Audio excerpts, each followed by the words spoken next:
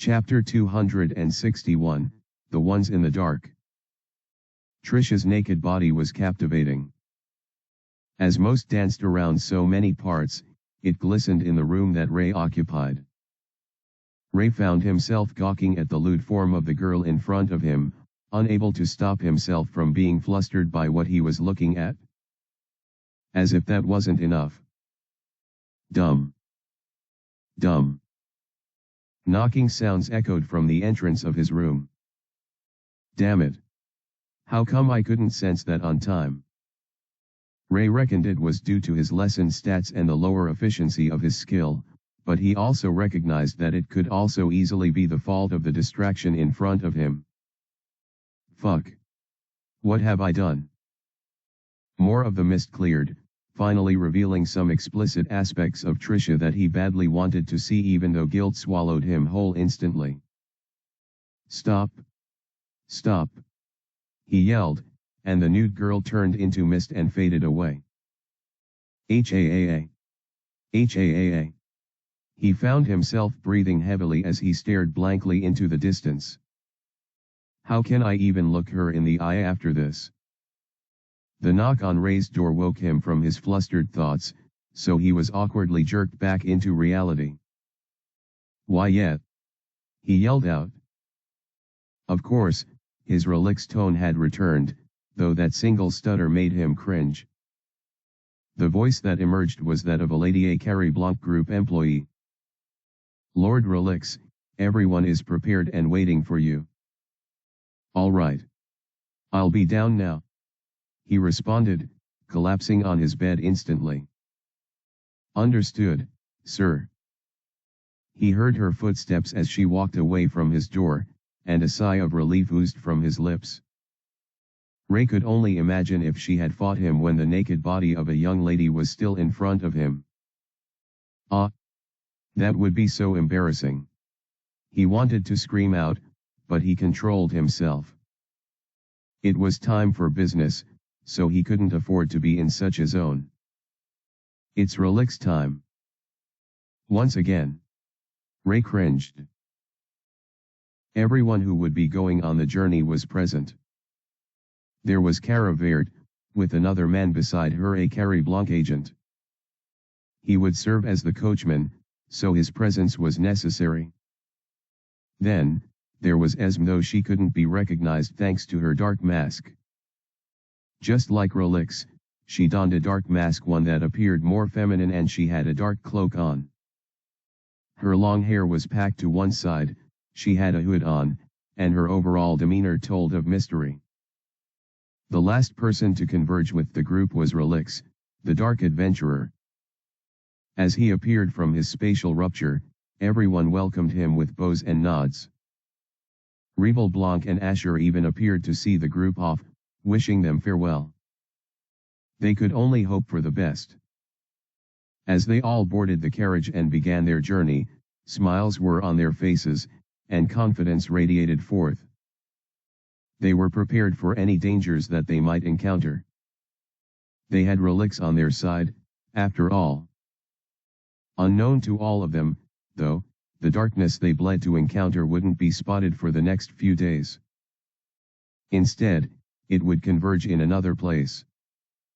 The Eastern Warehouse. When one thought of a cave, they would expect to see grimy rocks and a jagged path that didn't look the slightest bit appealing. However, this haven was different. The cavernous dwelling had smooth surfaces all over the walls and ceilings.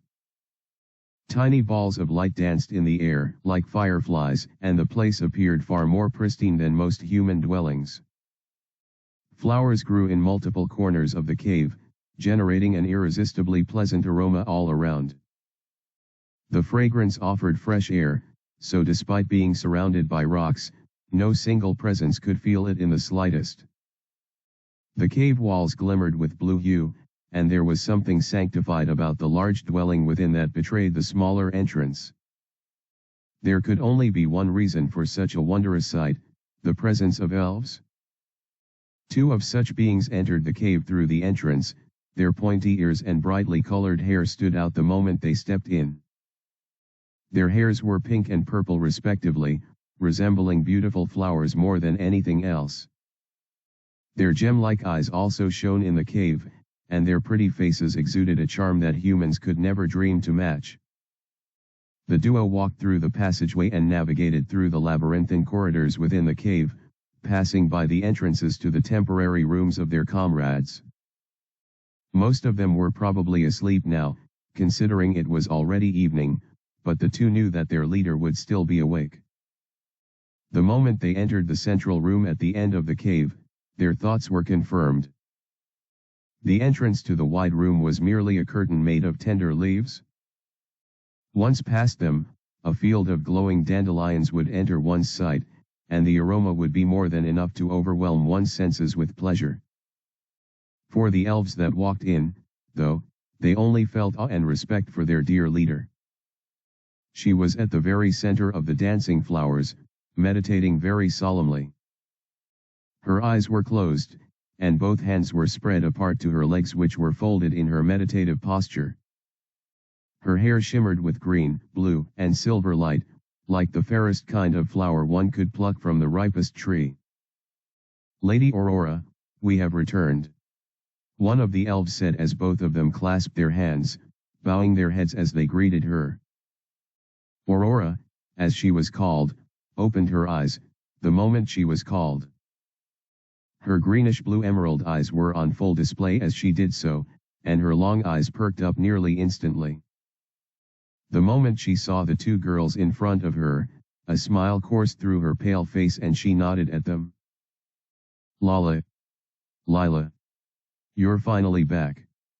As she said those words, she rose to her feet slowly. Her expression showed genuine joy. "You may raise your heads." The two younger elves obeyed, so they could see Aurora's gentle smile. The older elf invited them closer, and they walked through the field that slowly made a path for them. Once they got close enough, she embraced the two of them and breathed them in. They did the same to her as was the custom among elves. "Well done, you two." She patted their backs, slowly pulling away. Lila and Lala's pained faces showed they wanted to be in her embrace for longer, but it couldn't be helped. They had to pull away as well.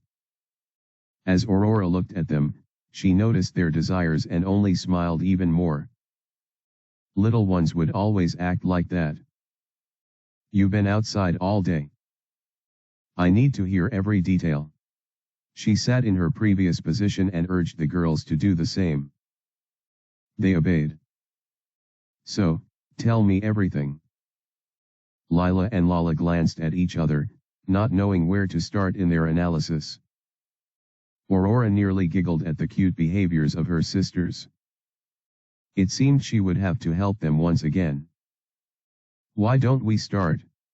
Her tone slowly took on a deeper, darker tone as the smile she had on completely vanished.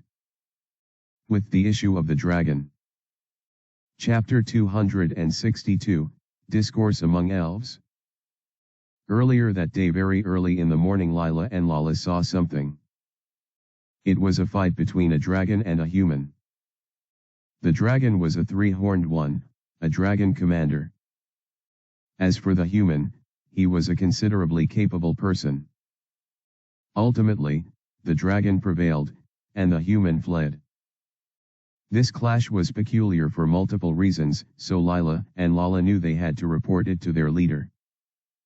For one, the dragons were currently ravaging their land in the eastern continent. As such, they were enemies of the elves.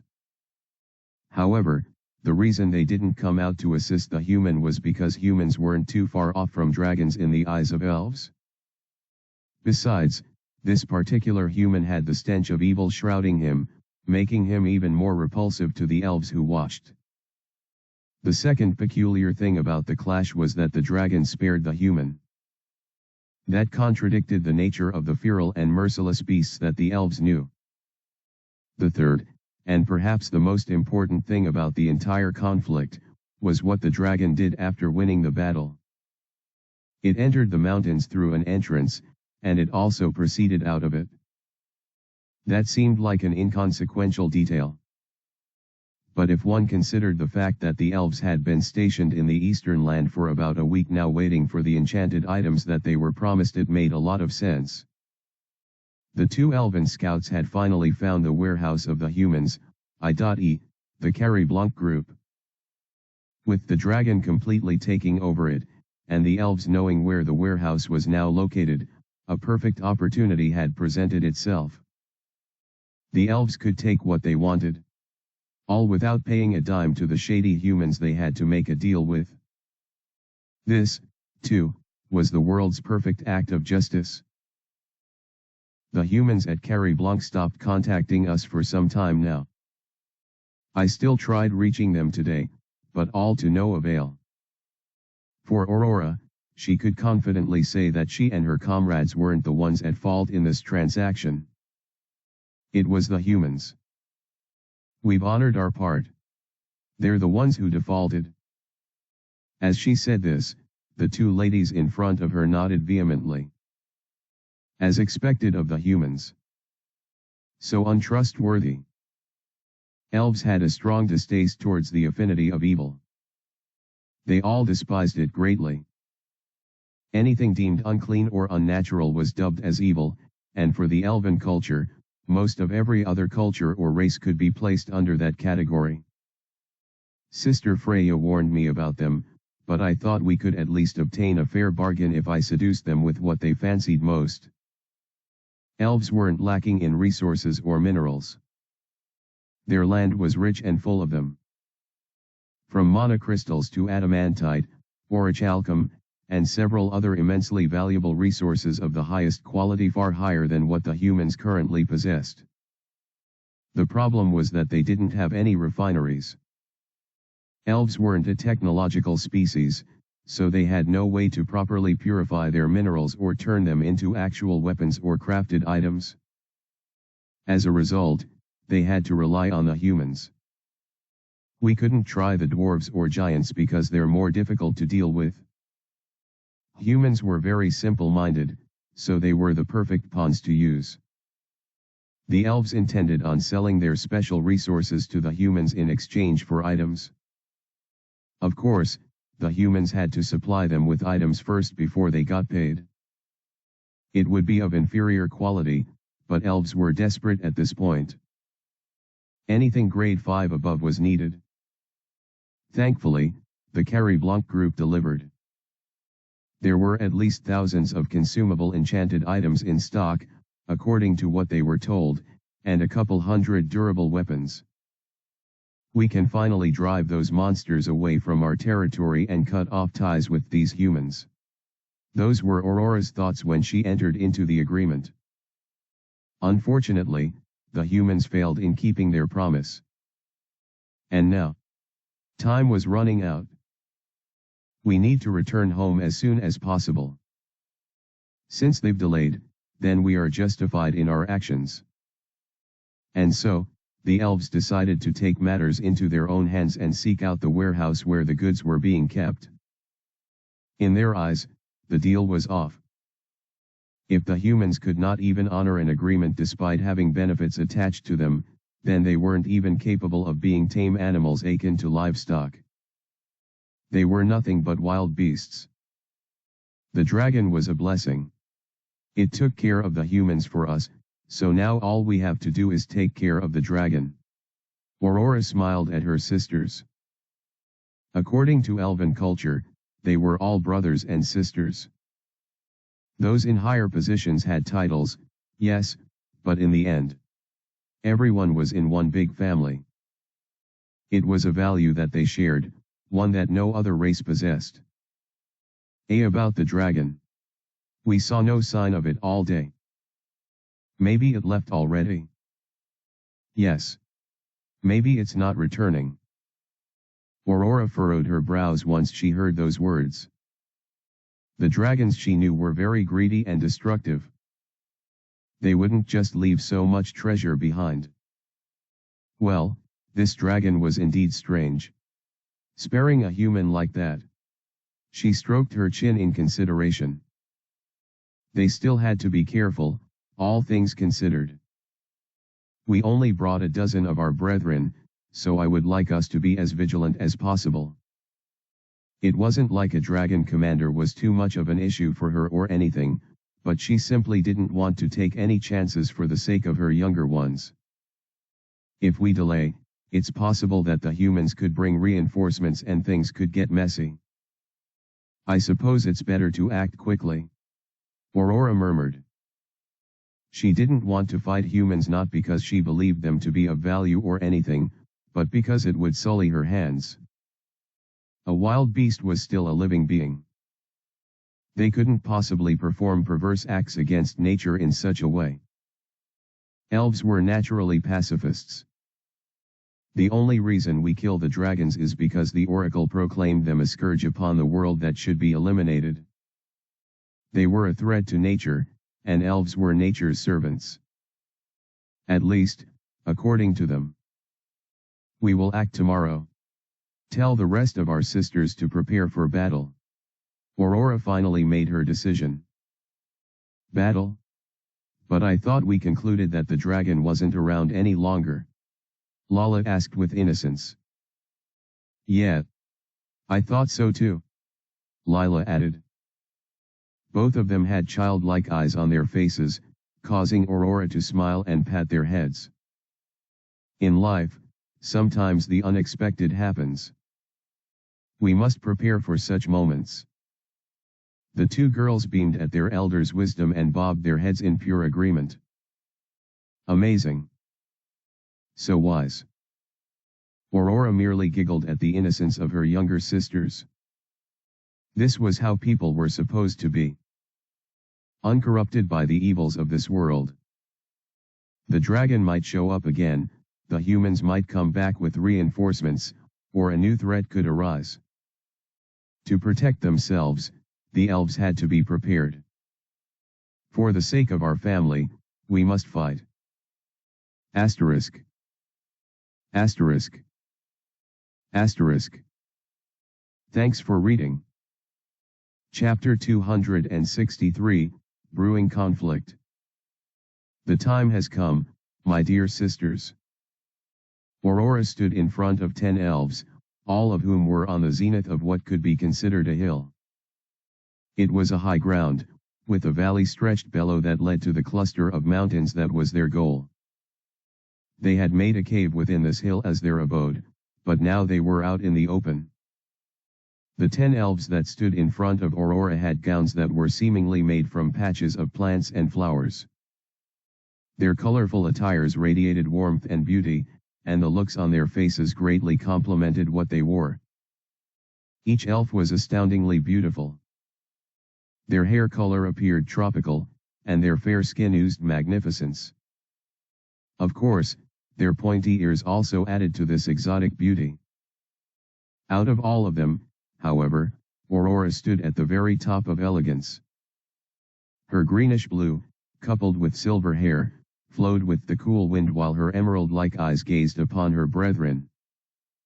Wrapped around her was a cape of leafy green, and her outfit underneath was a mix of blue and white. The very definition of pristine, according to elven standards. As the plan entails, we will separate ourselves into two major groups. The 10 elves nodded instantly. The first group will consist of those who will explore the warehouse and search for our items. And the second group will remain at the entrance to secure the building and fight back any adversary that may show up. So far, everyone understood the plan. However, she was yet to assign roles to the elves. That was the goal of this briefing. Due to how big the entire structure is, and how many goods we ordered, a bulk of you will be going in. 10, to be exact. Aurora began. You'll be led by Lila and Lala, who are currently on final patrol, and your mission is to scour every nook and cranny of the place to secure our goods. As for the remaining two who she would choose from the 10 in front of her, they would be with her at the entrance. Should a dragon or some unknown enemy surface, it would be preferable to have an elder stand guard. As a result, I will take that burden upon myself. The eyes of the elves glittered as tears fell from them, and they looked at Aurora with such gratitude and awe. It looked like they were children who were gazing upon their hero, or die-hard fans who could finally meet their favorite celebrities. Words like, "Lady Aurora is so considerate. Lady Aurora, you're too kind. I want to be like Lady Aurora when I grow older," echoed within the open area that they occupied. Despite her strategy being the obvious choice, and not really one of self-sacrifice, all the elves considered it to be a selfless act of courage. It was difficult to tell whether they were incredibly virtuous or just plain stupid. "Let us depart now. We will rendezvous with Lila and Lala once we get to the entrance." The elves all responded affirmatively, and so they left their hilltop and moved towards their goal. It didn't take them too long to cover the distance between the hill and the cluster of mountains. Once they arrived, Lila and Lala were already waiting for them there. They had slightly troubled expressions on their faces, one which Aurora quickly picked up on and asked what the issue was. "A small army of humans is on its way here. We reckon they'll be here before we are done with our mission." Aurora narrowed her eyes the moment she heard the news. So, the Carrie Blanc group decided to return with backup. It wasn't like she never considered this to be a possibility, but Aurora didn't want it to be the case. After all, that would put the elves in a problematic situation with the humans. "Lady Aurora, what should we do now?"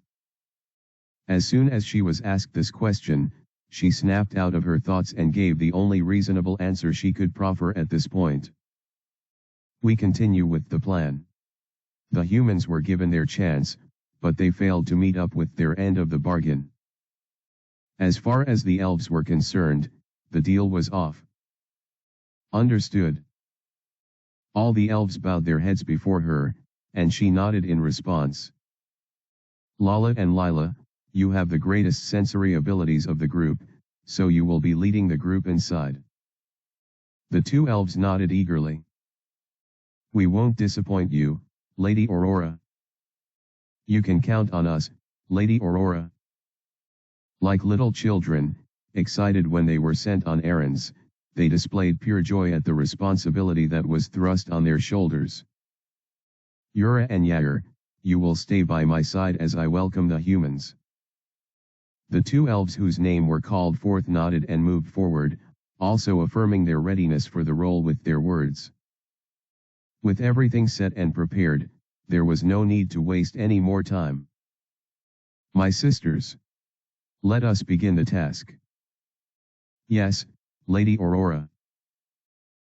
The wind parted as an army of 300 raced towards the clustered mountains. Leading them was a man, as well as two others who stood by his side.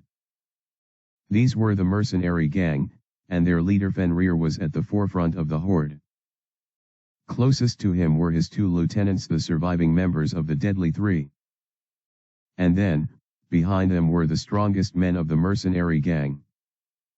This was the elite squad, at least, a portion of it. They couldn't mobilize everyone and everything at once, since this was an emergency. However, Fenrir felt like this many was more than enough. "That spineless coward, Phobia," Fenrir grunted under his breath as they all advanced with their mounts. In the end, he chose to stay back like an imbecile. I suppose the dragon really dealt great fear to him. Fenrir wasn't afraid, though. He was excited. If they were to meet the dragon in their territory, he wanted to fight it. "I'll show you what happens when you cross the mercenary gang." His thoughts flowed as he grinned like a bloodthirsty animal. This wasn't merely the thoughts of a conceited man. After all, Fenrir was one who had slain a dragon commander all by himself. A true beast in the body of a man. Asterisk. Asterisk. Asterisk. Thanks for reading. The conflict draws nearer and nearer. Also, if you haven't done so already, please check out the subreddit. It's in the book synopsis. Thank you all. Chapter 264, Light the Dark. Lila and Lala weren't twins, yet they were very similar in many regards. Other than their confusingly identical names, they had the same height and weight. Their appearances differed due to the respective colors of their hair and eyes, but they had similar sets of abilities. When it came to tracking, spying, long-range observation, sensory awareness, etc., they were both highly qualified and also evenly matched. In essence, they had the ranger class. For young elves, they were pretty much geniuses among their peers, which was why Aurora relied on them a lot more than the other elves. However, unlike with humans, that didn't make them feel conceited in any sense. Their power was for the sake of the community. They simply had to carry on more responsibility for their brothers and sisters. As for the less talented elves, there was no need to feel envious of their sisters. This was because every elf was told that had value to the community. The mere fact that they were born as elves gave them worth. As such, no matter how incapable an elf was, there was no need to fear or envy another person. As such, even with Lala and Lila leading the group through the cavernous path before them, no one felt bitter. They were all just excited to be of use to Lady Aurora and by extension, their elven family. They simply halt. Lila and Lala said with a hushed tone, at the exact same time. The group stopped, and the girls at the forefront narrowed their eyes while observing the area around them. We're not alone. Lala whispered. There are life forms here. A lot of them. Lila concurred. It was strange for the dragon to have spared the life of that single human, but what if he spared even more people and allowed them to dwell in the warehouse? That made no sense whatsoever. Ready your defenses. Rather than falling into their trap by advancing, we'll lure them out. Let's find an open space first, though. They were currently in a passageway, and while it wasn't particularly clustered, the elves possessed no advantage fighting in a limited space. This is bad, though. Even with my sensory abilities, I can barely sense their presence. Lala thought to herself as she looked at Lila. It seemed the other elf was also going through the same thing. Could it be some kind of cloaking magic or skill?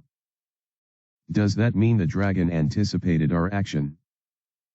If things ended up taking a right turn, they still had the flute that they could use to call upon their Lady Aurora, but none of the elves present desired such an outcome. They didn't want to burden their big sister, especially since she would also be occupied with her own mission. As a result, they silently prayed to the goddess of nature for aid. We just have to get to a storage area as soon as possible. Guru. A bunch of monsters suddenly emerged from the layers of darkness, roaring as they approached the elves with bloodthirsty rage. Their numbers weren't identifiable in the thick of the moment, but the two rangers estimated them to be over 10. Thankfully, since their defenses were active, the shadowy beasts could only claw at a dense layer of protection. No one was harmed in any way. So they blend in with darkness. Lala whispered. In that case, let's remove their advantage. Lila muttered. Elves naturally had powerful vision.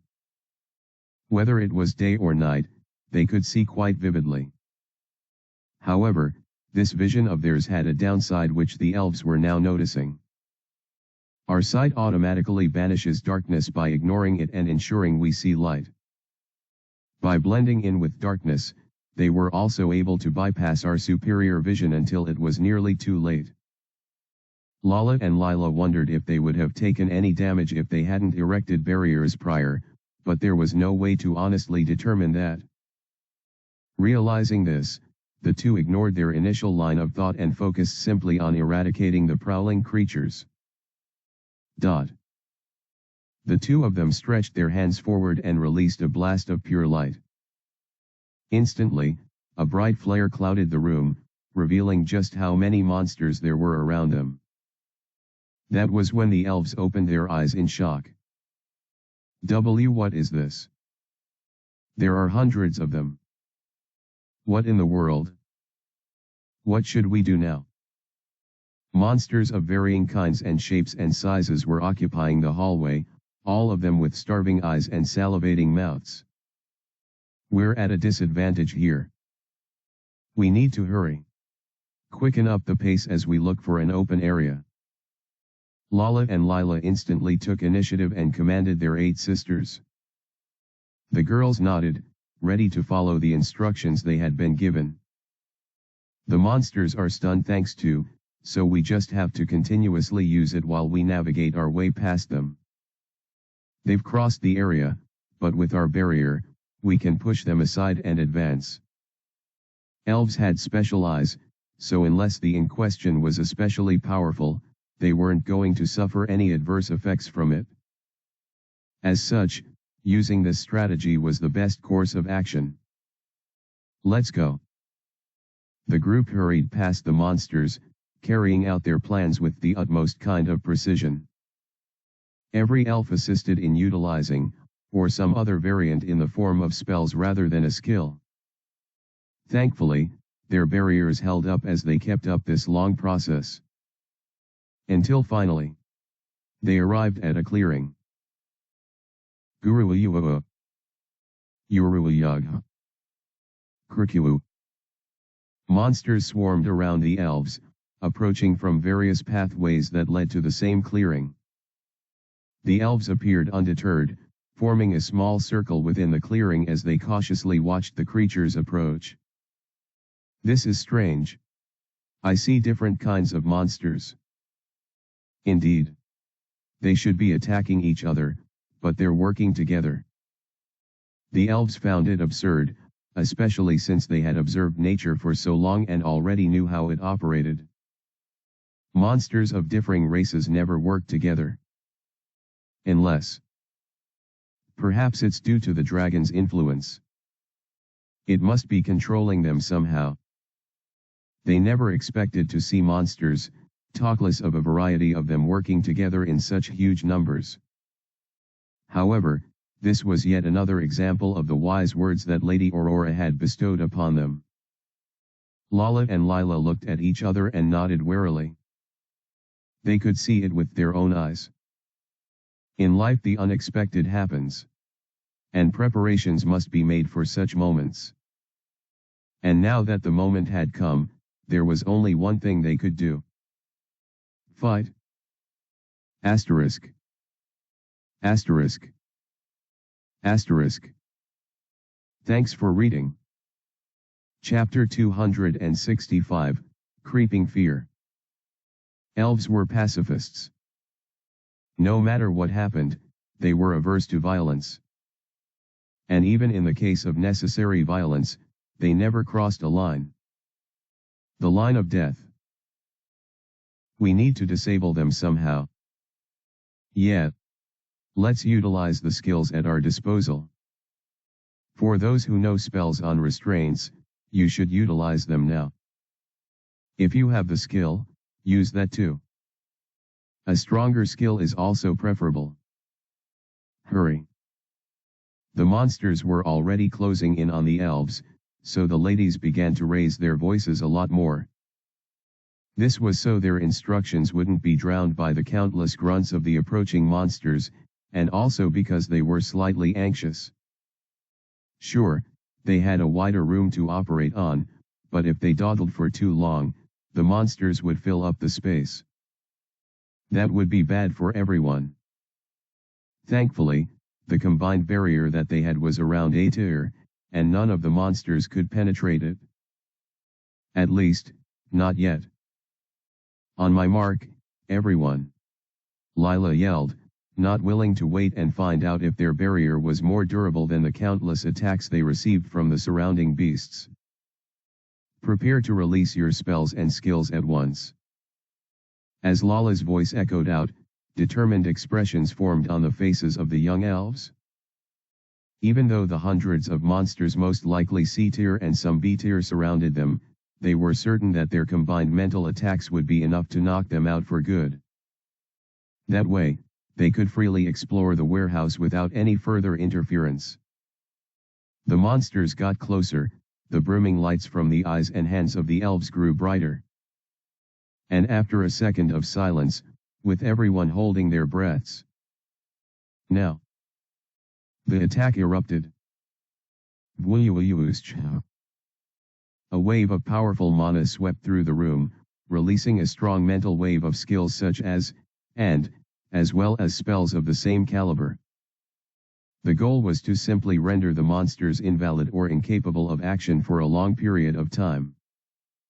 Afterwards, they could take their time restraining them with magic, or sealing off the room so they would be trapped in it. Once that was done, they would be free from all interference. The only problem was, yet. What is this? Why isn't it working?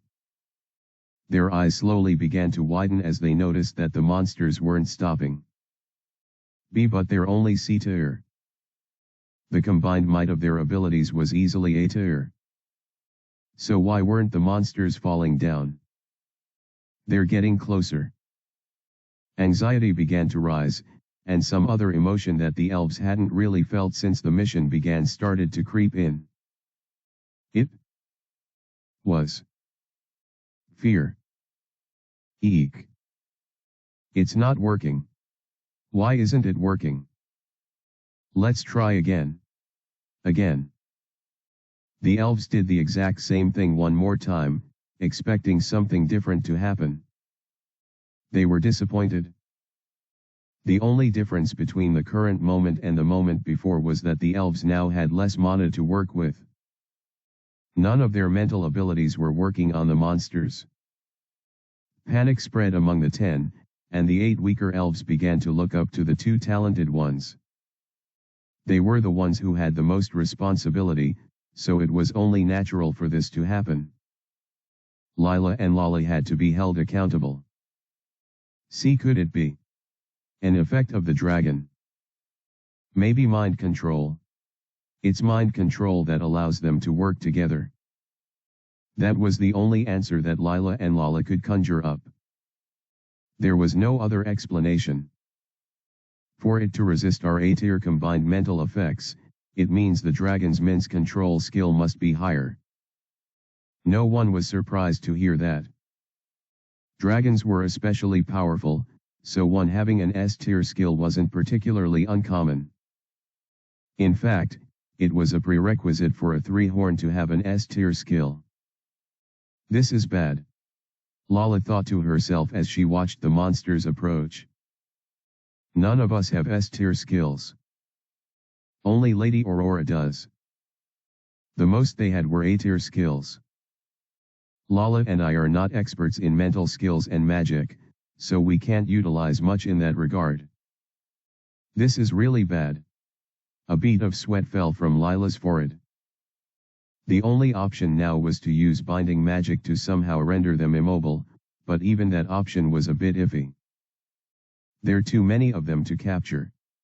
Lala thought to herself. And even if we did capture all of them, they could escape from our binds given enough time. Lila was also thinking along the same lines as her sister. Ultimately, they were in a difficult situation. The elves had to make a choice eventually. Everyone. Let us proceed to bind them. Lila and Lala shouted at the same time. They had come up with the most effective strategy for the current moment. We'll restrain them and seal off this room. It's going to take a lot of mana and concentration, but you all have your emergency potion supply, so we'll use that once we're done. There was no guarantee that they wouldn't encounter even more monsters the deeper they went, but this was the best they could think of for now. Once they're sealed here, we'll have limited time to search for the goods and secure them for ourselves. Spatial rings were among the items they paid for, so the elves were simply going to use the rings to collect all the items and then leave the entire warehouse. There were certain items that spatial rings could not be used on, so they could always come back for those with Lady Aurora. With that as their current game plan, the elves all nodded in agreement and ignored their fears. "Get ready!" Lala and Lila yelled out, prepared for their next counterattack. They couldn't help but think of their big sis and wonder how she was handling the disgusting and conniving humans. They already knew she would succeed, just as always. That meant they couldn't fail either. "We will do our best here, Lady Aurora. None of us shall fail you. Asterisk. Asterisk. Asterisk. Thanks for reading. Sorry for this entire long tangent. We are going to go to the main event, which is Aurora against the mercenary gang. Chapter 266, The Confrontation. The air grew increasingly tense as the army of men began to fall within sight. Aurora stood still, her stoic demeanor unchanging for even the slightest second, as she watched the silhouettes of the humans draw closer. They were on horses, all of whom were enchanted to move faster than normal while experiencing as little fatigue as possible. The man at the forefront, while initially nothing but a blur, soon became a clear image for Aurora. He must be their leader, she thought to herself. He had a fur coat on resembling the hide of a white wolf, and he had nothing else on for a shirt, so his entire chest was exposed for all to see. His baggy trousers firmly stayed at both sides of the mount he wielded, and his long, unruly hair made him look more animalistic than man. He had glowing orange eyes that belonged to a predator, and his determined gaze had no hint of fear. There was no doubt in Aurora's mind. He's the leader. Those two who are close to him must be his captains. One of the men was dressed like a mage with a purple hooded cape covering his face, and a somehow elaborate garb that served as his entire attire. He had jewels decorating his hands and neck, which were clearly enchanted items, and stuck behind him like a spear or sword was a gnarled staff of some sort. The man was most likely a user of magic, according to Aurora's analysis.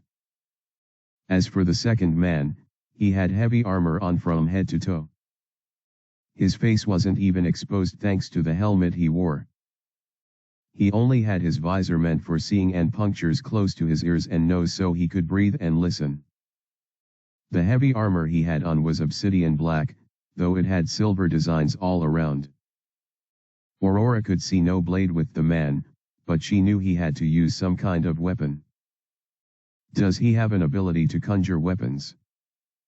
Or maybe he's storing them somewhere. Perhaps a spatial ring or something of the sort. Aurora knew humans were very innovative with technology, something that elves had no experience in. She didn't think it made their race any better than hers, though, considering what they had to do to arrive at such a precipice. They literally upturned the way of nature in their selfish bid to grow stronger. The fur coat that Fenrir wore, for example. It had to belong to some kind of powerful monster. By killing the monster, he had grown stronger. However, growing stronger also meant they had deprived nature of one of her agents. The enchanted items that they all boasted of was only possible due to the sacrifice of countless lives. It was disgusting. But it seems even we have transgressed. By requesting for enchanted items, they were essentially endorsing the wicked acts of mankind. The only way Aurora could justify what was going on was by giving the excuse. They would have done it anyway, even if we didn't desire enchanted items. It was thanks to this mental gymnastics that she could at least remain somewhat noble in her pursuits. In any case, the fight draws near. I have already strengthened my resolve to do what needs to be done. For the sake of my people. Elves weren't fighters. They had very little to no experience when it came to true combat. That was yet another thing humans had over them, though it wasn't a compliment to say that man was more violent than the elves. It was for this very reason that Aurora had been hesitant to fight humans. Their prowess and endless wickedness could prove to be their greatest strengths when facing her people. But the option of peace had long since died. There could only be war. I may have to use sheer violence, and I'm prepared for that. As long as I do not kill them, then my ethics are preserved. No matter how vile humans were, they weren't deserving of death. Not by her hands anyway. Aurora looked ahead once more and noticed the obvious changes. The silhouettes were no longer distant, but were now concrete men who were not too far away from Aurora and her sisters. About 300 men. They don't appear particularly threatening, but I cannot dismiss their number. Aurora closed her eyes and gave a deep sigh. She opened it slowly and summoned a staff out of nowhere. It was an ashen staff, almost white, and she tightly gripped it while placing its sole on the ground. This was a staff only elders could wield, as it came from the elder tree of their elven village. The mere fact that Aurora summoned it meant that she had no intention of holding back. Even the elves behind her looked shocked at her decision. However, they could not question it. Lady Aurora's actions were for the benefit of the elf family. Come, vile humans. Her thoughts echoed as her bluish-green eyes glowed. None of you will get past me. Fenrir and his army slowed down as they neared the entrance of the Carrie Blanc Eastern warehouse. They had expected to be greeted by the dragon, but so far there was no enemy in sight. Until now. Who are these chicks? I noticed them from afar off. The first thing he noticed was their pointed ears, so he quickly realized they were elves. Their beauty was enthralling, and despite their fierce expressions, they looked very delicate. The woman at the forefront was the most beautiful of the three. No, that didn't do her justice. She's the prettiest lady I have ever seen. Fenrir and his men stopped about 100 meters from them, and he dismounted almost as soon as they halted. He took a few steps forward, his eyes lit with desire. You three. I like you. He pointed at the three elves, his teeth now being completely displayed alongside his brazenness. He could see the frowns on their faces, but that only made him more excited. He could even feel a slight bulge in his crotch. He took a few more steps forward and placed a hand on his hairy, muscular chest. With a loud voice and an excited tone, Fenrir made his declaration. Be my brides, and I shall forgive your defiance. Asterisk. Asterisk. Asterisk. Thanks for reading. Well, this is quite the scenario, isn't it? Yes, I know complaints will arise about the slow pace of the book. I'm trying, but this is really how I enjoy writing my stories. It gives it a certain flow and vibe that I enjoy. So I'll try to quicken things, but I also won't compromise my enjoyment and style of the story. I appreciate your understanding. Chapter 267, The Mercenary Gang Leader. What? Fenrir heard the enraged sound of the two elfin ladies who stood behind their apparent leader. They had deeper frowns on their faces, though that didn't take away from their beauty in any way. The two angry women looked even more attractive the more annoyed they were at him. As for the elf at the center, she didn't express any such thing as anger. Instead, she gave Fenrir a condescending look. I would have to refuse, on behalf of myself, and my sisters. She responded calmly. Her soft voice made the bulge in his crotch slightly twitch, and he found himself growing increasingly excited. There was nothing that turned Fenrir on more than an interesting hunt. What can I do, then? I really want you three, you know? Especially you.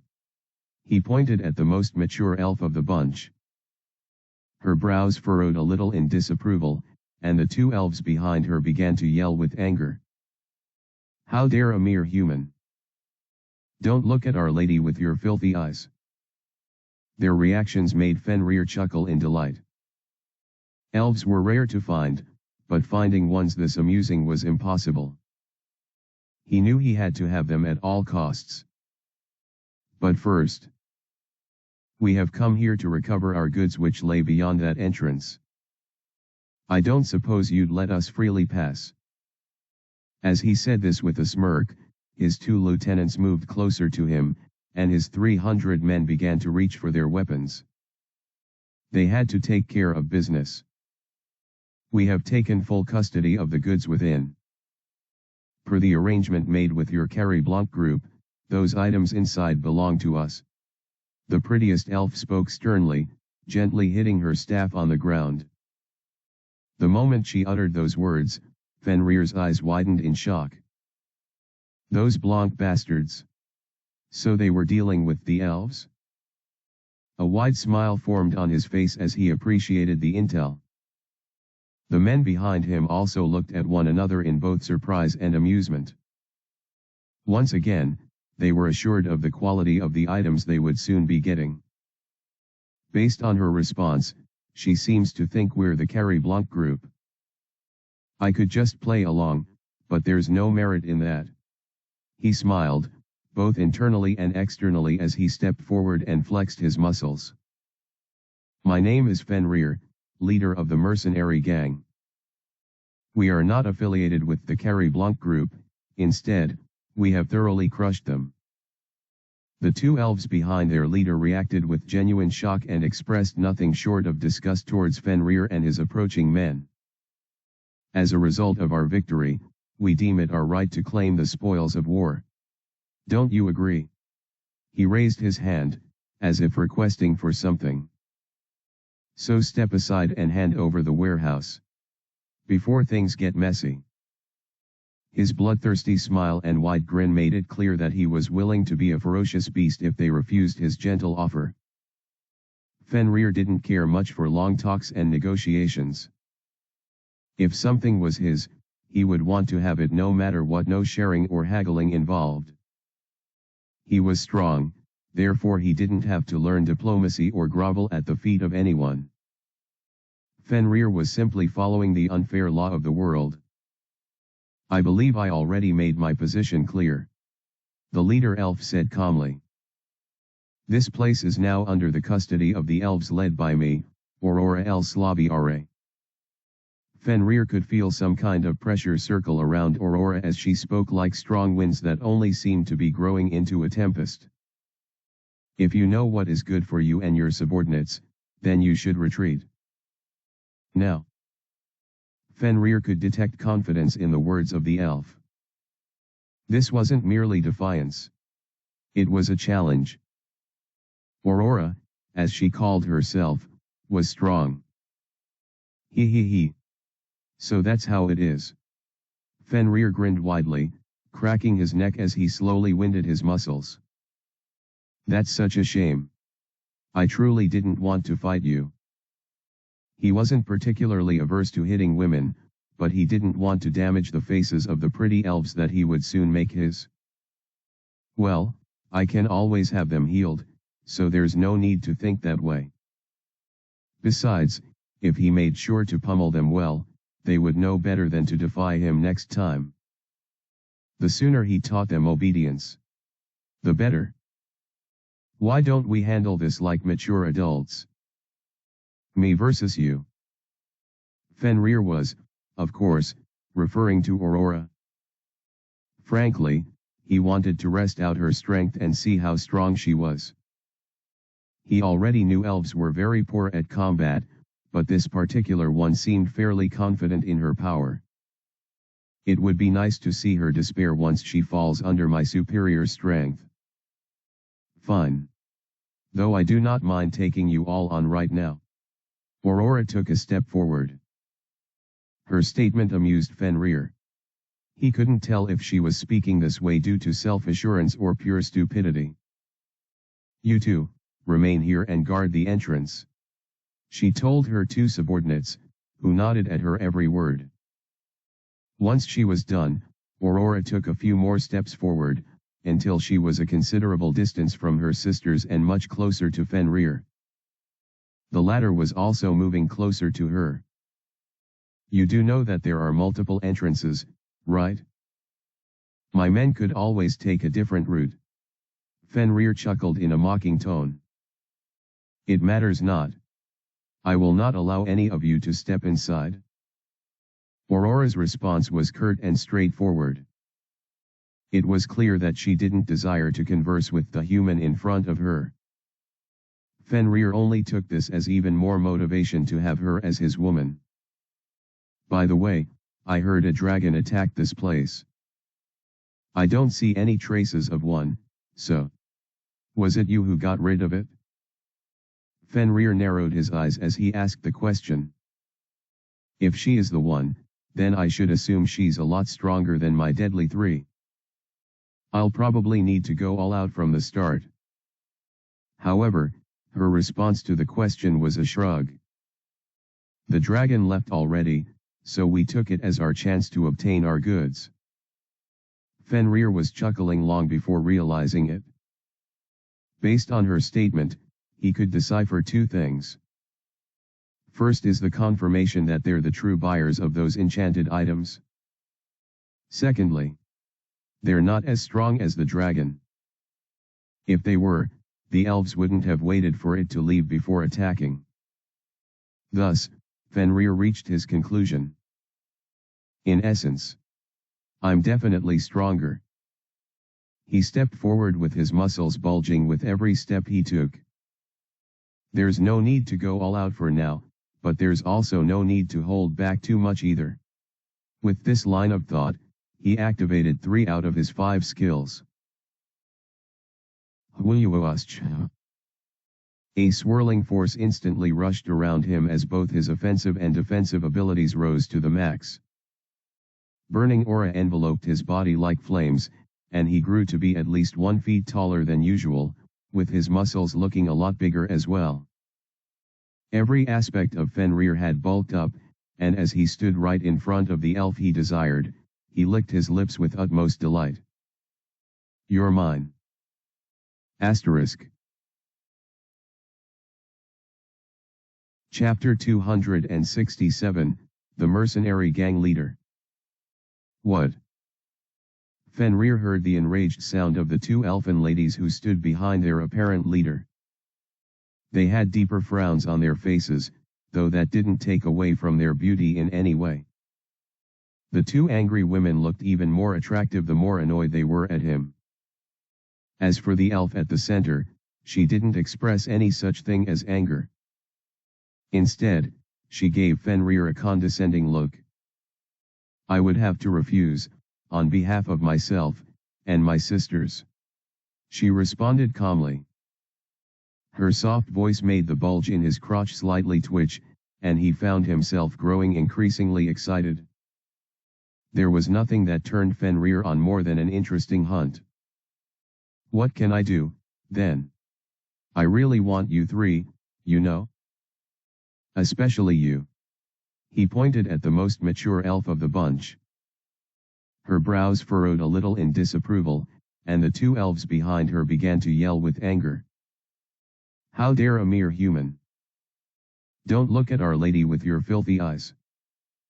Their reactions made Fenrir chuckle in delight. Elves were rare to find, but finding ones this amusing was impossible. He knew he had to have them at all costs. But first, we have come here to recover our goods which lay beyond that entrance. I don't suppose you'd let us freely pass. As he said this with a smirk, his 2 lieutenants moved closer to him, and his 300 men began to reach for their weapons.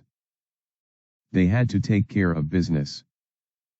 We have taken full custody of the goods within. Per the arrangement made with your Carrie Blanc group, those items inside belong to us. The prettiest elf spoke sternly, gently hitting her staff on the ground. The moment she uttered those words, Fenrir's eyes widened in shock. Those Blanc bastards. So they were dealing with the elves? A wide smile formed on his face as he appreciated the intel. The men behind him also looked at one another in both surprise and amusement.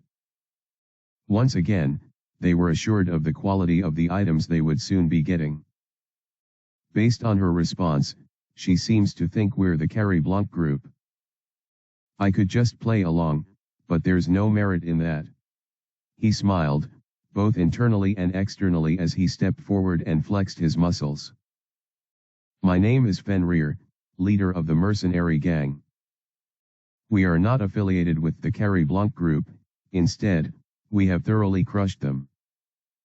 The two elves behind their leader reacted with genuine shock and expressed nothing short of disgust towards Fenrir and his approaching men. As a result of our victory, we deem it our right to claim the spoils of war. Don't you agree? He raised his hand, as if requesting for something. So step aside and hand over the warehouse. Before things get messy. His bloodthirsty smile and wide grin made it clear that he was willing to be a ferocious beast if they refused his gentle offer. Fenrir didn't care much for long talks and negotiations. If something was his, he would want to have it no matter what, no sharing or haggling involved. He was strong, therefore he didn't have to learn diplomacy or grovel at the feet of anyone. Fenrir was simply following the unfair law of the world. I believe I already made my position clear. The leader elf said calmly. This place is now under the custody of the elves led by me, Aurora El Slaviare.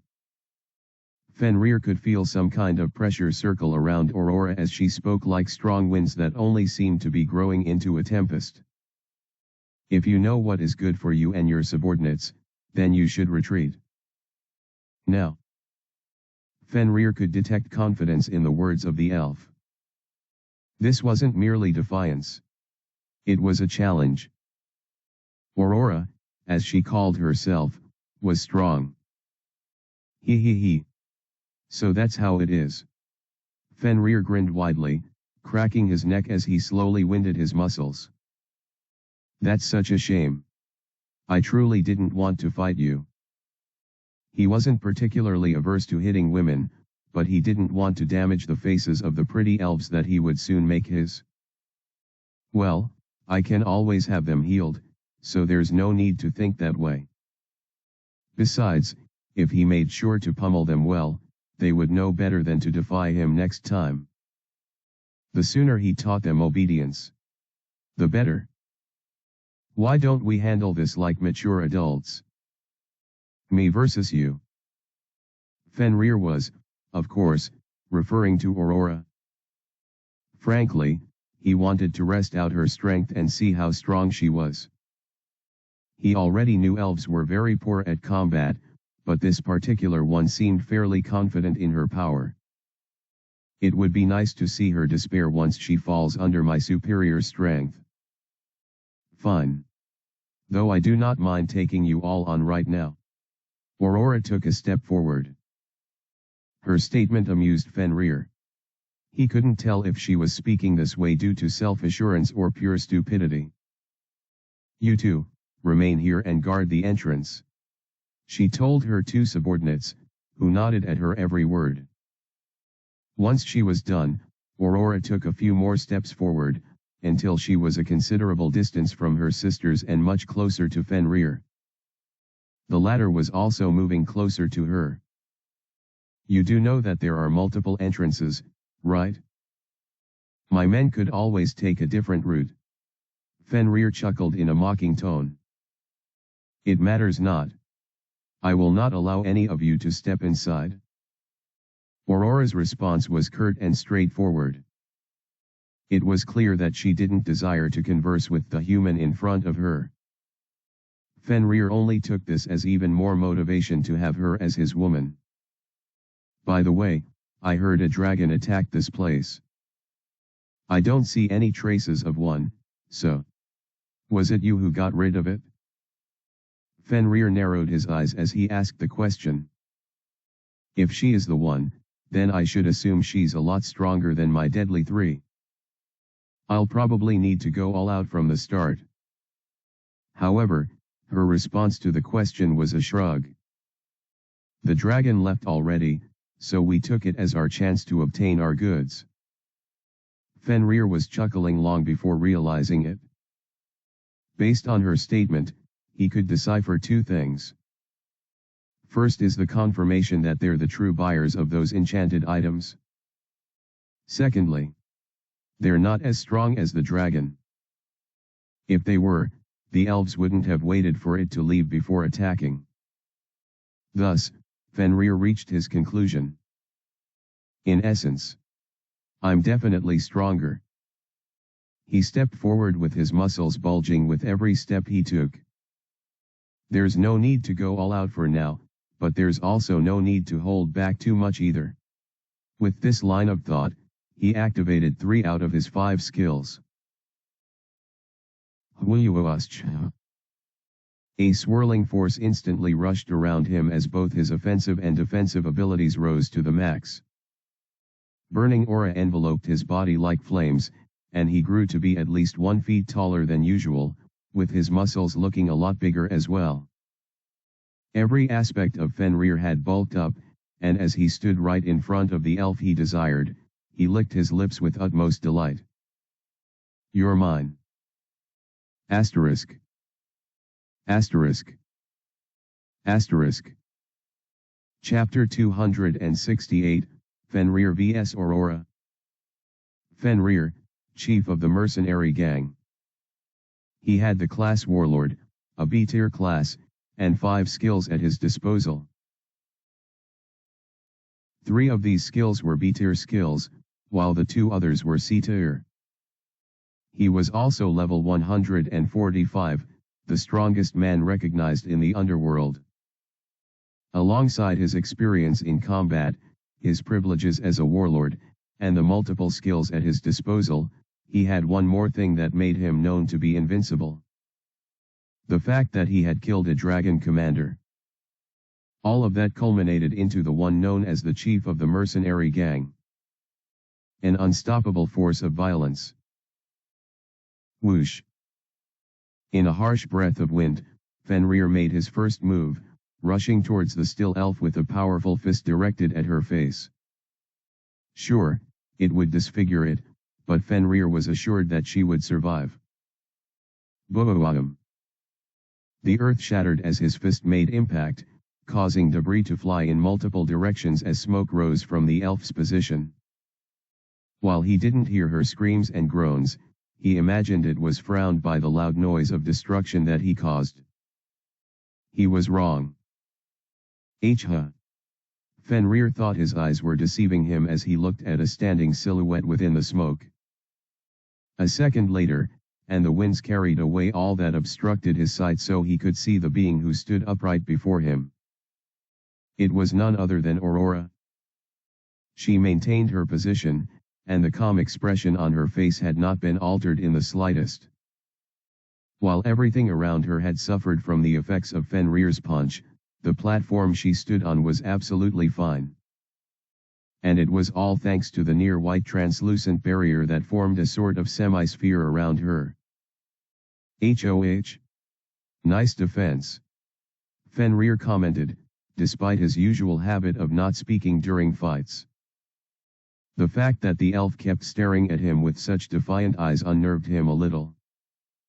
What was previously amusing for him slowly started to get annoying. Fenrir wasn't satisfied any longer. Whoosh! Another powerful blow was sent towards Aurora, this time with bursting flames coating Fenrir's entire fist. The result? Boom! A massive explosion rose from the point of impact, causing heated winds to fly on and about the area. The rest of the mercenary gang braced themselves due to the impact, and the elves behind Aurora did the same. However, stop. It's useless.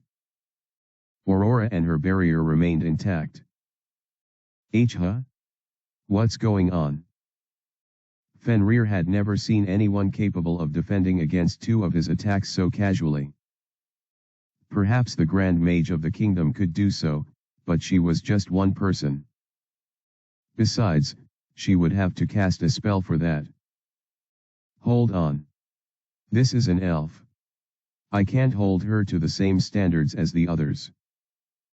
Fenrir shook off the anxiety that was slowly building up within him. He didn't want to entertain the possibility of losing just yet. Not when he hadn't fully revealed all the cards on his shoulders. What of? Ura. Fenrir activated his debuff skill, ensuring his roar filled the entire space where everyone occupied. Had two primary functions. One was to boost the strength of his allies, and the other was to reduce the power of his enemy. He could only choose one of the functions, and the cooldown rate was quite long, which was why it remained a C-tier skill despite its incredible use. Once he was done activating the skill, he sent one more fiery strike towards his adversary, this time putting his back into it. Boom! The earth shook, threatening to cave in completely, as the barrier soaked in the impact of his strike. Fenrir felt as though he broke through the barrier and shattered the woman's jaw, but that could have as well been his imagination. Still, by utilizing, he was assured that Aurora's abilities would have drastically reduced. It wouldn't be long until. Why don't you just stop now? I already told you that it's of no use. Aurora's disconcerted tone shattered the reality that Fenrir was living in. Wind scattered the dust and smoke that danced around her, revealing how her barrier was still standing. What? Fenrir found himself in confusion at this point. What tier is that barrier? A tier. Was that perhaps why he couldn't make a dent in it? No. Even if it was A tier, it shouldn't have survived that long against his strikes. All the skills he had used so far already placed him around the level of an A tier, especially coupled with his warlord privileges. One of which stated, your power will drastically rise by 50% when facing someone with a tier higher than you. He also had several items on that made it so that he was an unstoppable force of destruction. Adding all these factors together, he was confident that he could defeat an A-tier target. So why wasn't he winning? TCH. Fenrir clicked his tongue. He had to admit that Aurora was far stronger than he expected and he still didn't know the depths of her strength. Now that it's come to this, I'll just have to go all out. That meant activating his final skill. Boom! Misty energy swirled around Fenrir as his body underwent a rapid transformation. His black hair turned white nearly instantly, and his body began to grow fur at an unbelievable rate. Fenrir discarded his human appearance and took on the form of something else. Like a wolf, but not completely one. He still had human-like muscles, and he was bipedal, however, he now had a wolf tail, wolf limbs, and a wolf head. He stood at least 8 feet tall, and his huge body was beyond threatening. It was primal. At this point, his power had long transcended what it used to be. Roar! He let out, allowing shock waves to ripple through the air and crash upon everyone who was within the vicinity. A powerful pressure was sent down to everyone who watched. All thanks to Fenrir's transformation. Despite it being a mere C-tier skill, gave Fenrir the ability of a predator, one whose bloodlust was insatiable, and his desires endless. It boosted his combat ability and presence to a magnificent degree of 100%, hence making him a walking calamity. His additional items also had their effects improved thanks to his equip limit increasing. His current strength had more to do with compatibility rather than sheer power, but it was effective regardless. At this moment, Fenrir was truly a beast. Now then. He growled as he looked down on the elf who had no choice but to look up to him. Time for round 2. Moving faster than anyone's eyes could possibly perceive, Fenrir rushed towards his target like a wild beast and sent both hands rushing toward her for a claw attack. His body was still burning red thanks to his skill, so adding the intensity of such a flaming aura to claws that distorted the air itself. The result had to be catastrophic. Asterisk. Asterisk. Thanks for reading. Isn't it funny when someone doesn't know it when they're clearly the weaker one? Chapter 269, Fenrir vs Aurora. Fuyyish. Twin burning slashes marked themselves into space as they landed upon the barrier. The force alone caused Fenrir to be pushed back, so he simply recoiled in the air and landed a few meters away from his enemy right before charging back again. Whoosh. Once again, he did the same, slashing and hacking the barrier with unbelievable speed. Again. Swish. And again. Whoosh. Yet again. He kept this up, almost as one who had infinite stamina, just waiting for the moment the barrier would wear down. But it didn't.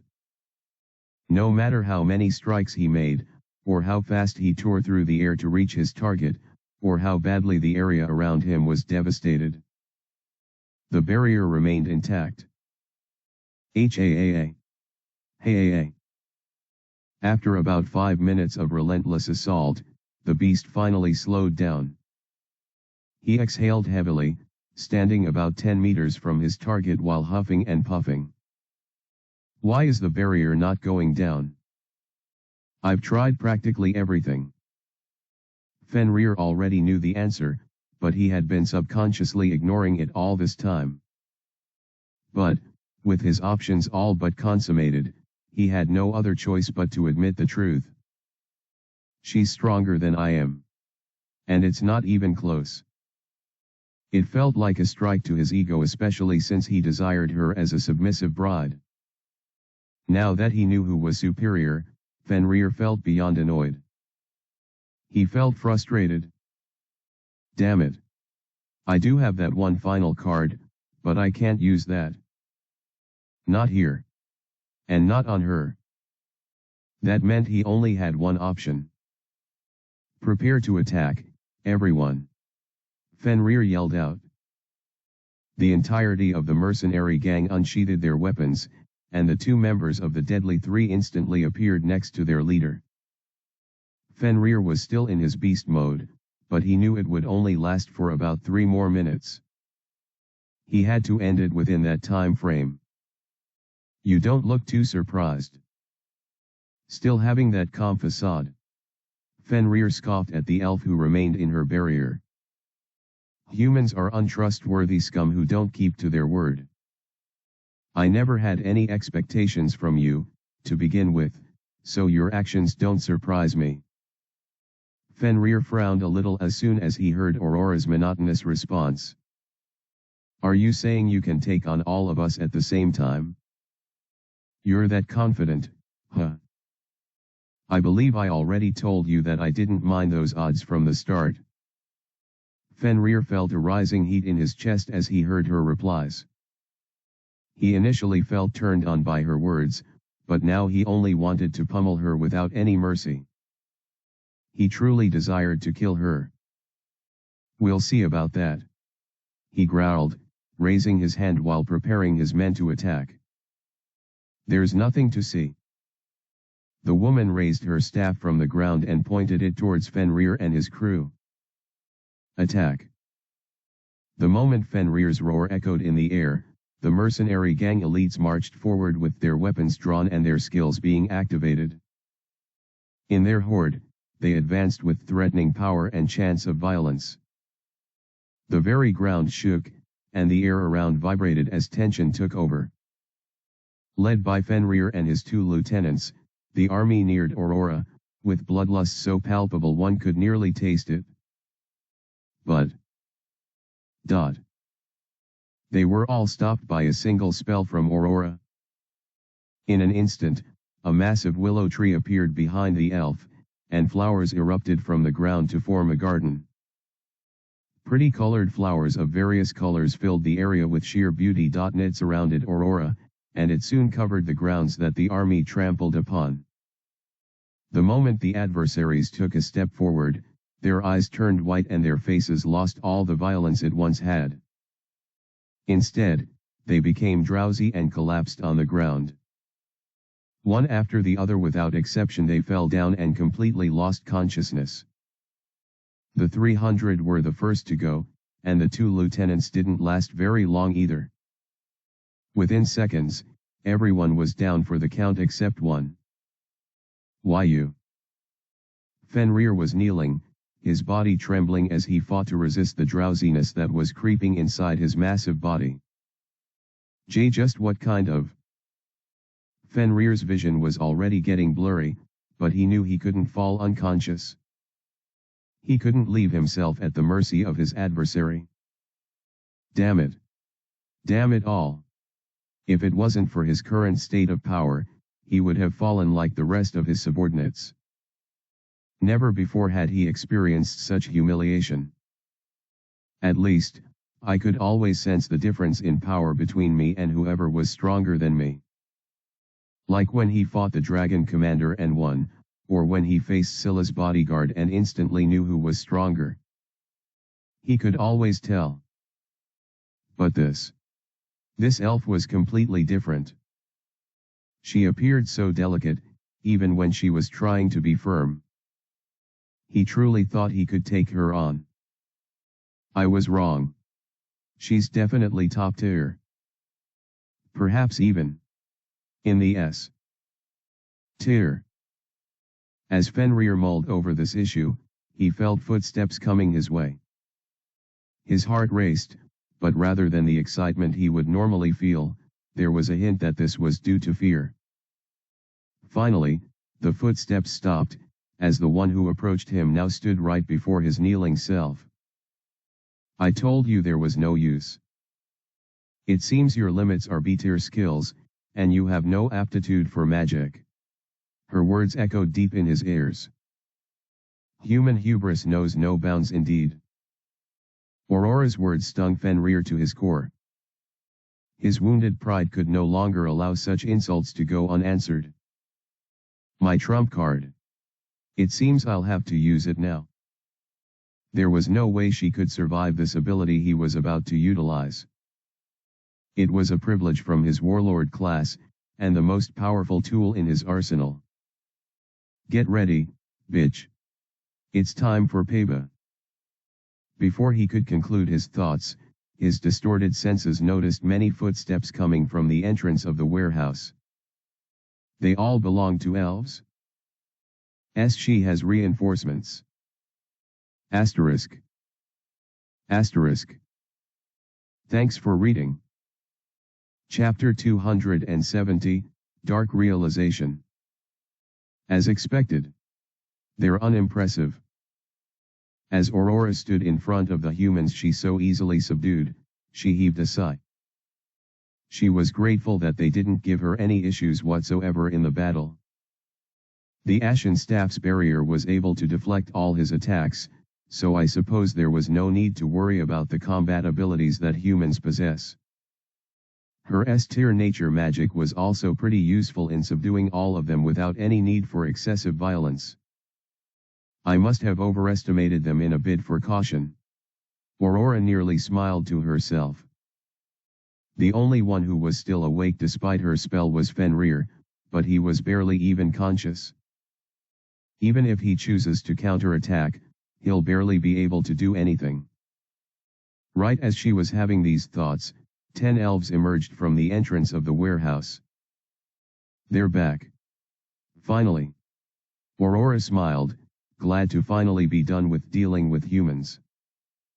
Her relieved expression soon took a dip, however, once she looked in their direction and saw the kind of face they made. Huh. The 10 elves had sad and weary looks practically embedded on their face. Not even a single one had a twinkle of joy in their eyes. It puzzled Aurora. You're back early. How was it? She asked, looking at Lila and Lala especially. They appeared to be the most exhausted of the group. We encountered a horde of monsters, most likely a trap left behind by the dragon. Lala responded. We managed to bind the first batch and block off the room they occupied. We had to hurry, though, since they could break out at any time. Lila spoke next. Aurora furrowed her brows in confusion. Why didn't you just put them to sleep? We tried. It didn't work. Must have been the dragon's control. Aurora had a few more questions, but they could all wait. The biggest one on her mind was why they weren't carrying anything with them. Where are the enchanted items? She asked, her tone taking a bit of an anxious turn. The whole reason they had gone through all of this trouble was for the grand prize that would assist their people and their land. Yet why wasn't she seeing anything with them? We found nothing. We searched high and low, through every corner of the warehouse. But in the end, there was nothing.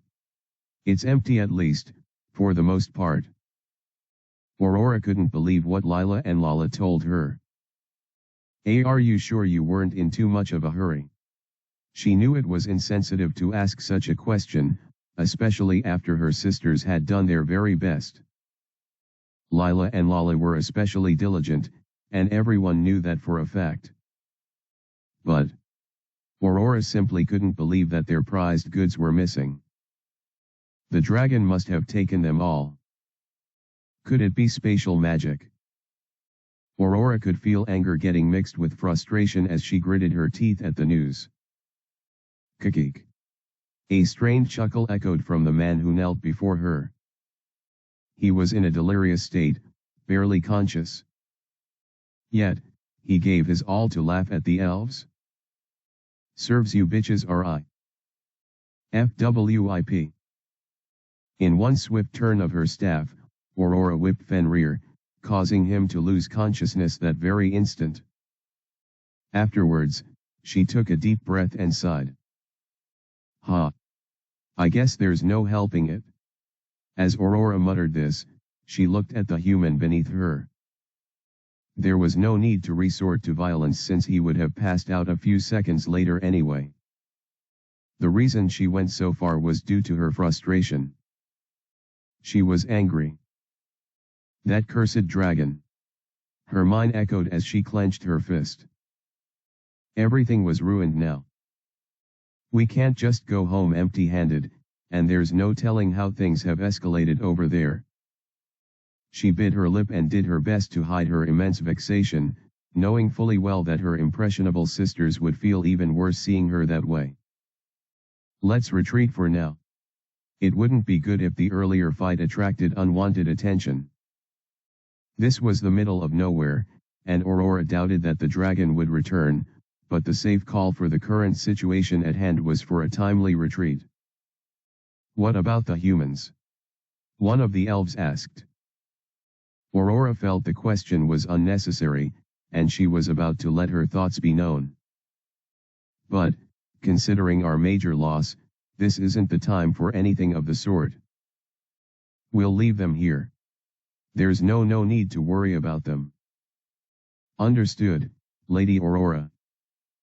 The elves were pretty much done with everything related to the warehouse, and while Aurora felt the temptation to check things out herself, she decided to trust Lila and Lala.